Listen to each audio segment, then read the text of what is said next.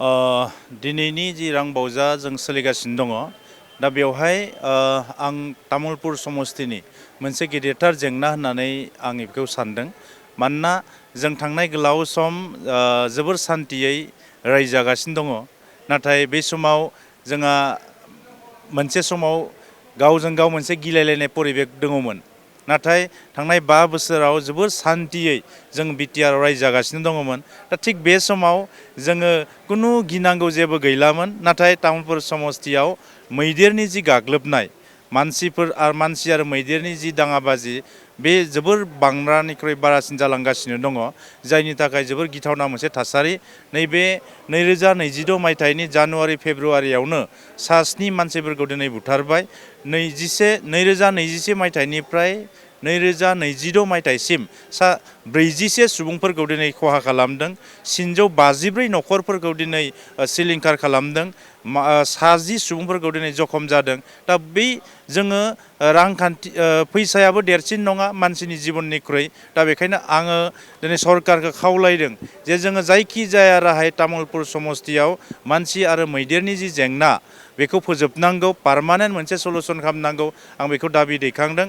आरो जोंनि जायफोर ओनसोलफोराव दिनै मैदेरा जेंना सोमजिहोगासिनो दङ बै ओनसोलनि लाइमोनफोरखौ मा होनदों मैदेरखौ माबायदि होनांगौ बेनि मोनसे ट्रेनिं होनांगौ। आरो बे ट्रेनिं होनो थाखाय जोंनि लाइमोनफोरखौ फाइनेन्सियेल सापर्ट होनांगौ, आं सरकारनियाव दाबि दैखांदों।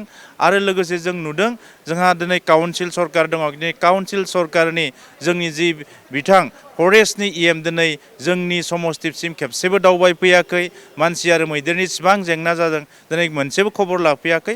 दा बेखायनो आं डिमान्ड खालामदों नैबे नोंथांमोननि गेजेरजों जोंनि फरेस्ट बिथाङा थाबैनो तामुलपुर समस्तियाव बेरायफैनांगौ आरो नायथिंनांगौ। नङाब्ला फैबाय थानाय समफोराव जोङो मा होनदों मानसि आरो मैदेरनि जेंनाया जोंखौ बांसिननिख्रुइ बांसिन खस्थ' खालामगोन, जों बेखौ मोनदांथिदों।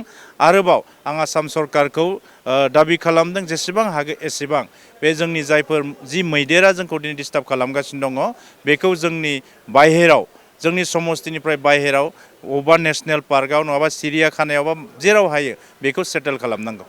दिनै आङो आंनि जि बाथ्राया आं डिमान्ड खालामदों जे सरकारि 4 लाख जि रां होयो बे 4 लाख राङा थोजासे नङा। बेनिखायनो मैदेरजों बुथार जानाय एन्टायार बिटिआरआव जेसेबां मैदेरजों बुथार जादों बै बुथार जानाय सुबुंफोरनो फैसानि अनगायै साकरियै होनांगौ, आं बेखौ डिमान्ड खालामदों।